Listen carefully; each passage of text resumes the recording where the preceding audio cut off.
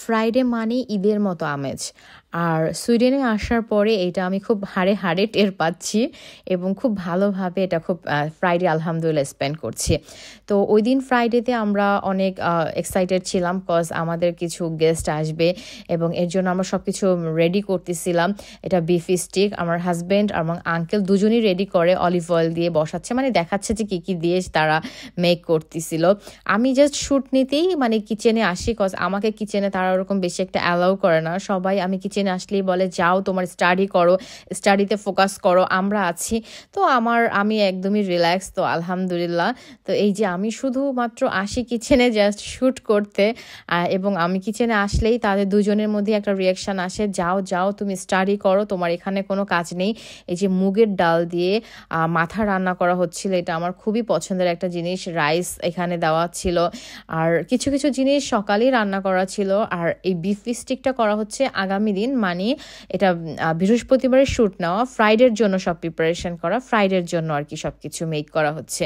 ডাল তারপর ভেজিটেবল এগুলো আগে থেকেই মেক করা ছিল। এবং এখানে একটা কেক যেটা fish cake, salmon fish cake, এটাও দেখিয়েছিলাম আপনাকে আগের ব্লগে, যে এটা আমার তেমন একটা ভালো লাগেনি, একদমই ভালো লাগেনি। বাট এই যে স্টিকটা অনেক বেশি মজা হয়েছিল, বিফ স্টিকটা ওয়েল কুকড ছিল এবং খুব ভালো লেগেছে। এবং আর এখানে আমার একটা ফ্রেন্ড বলতে ফ্রেন্ড ভাবি যাই বলি না কেন, আমার জন্য লাজানিয়া পাঠিয়েছিল। আর থ্যাংক ইউ এত কষ্ট করে মেক করে, তুমি এত বিজি থাকো তার ভিতর আমার জন্য নিয়ে আসার জন্য থ্যাংক ইউ সো মাচ।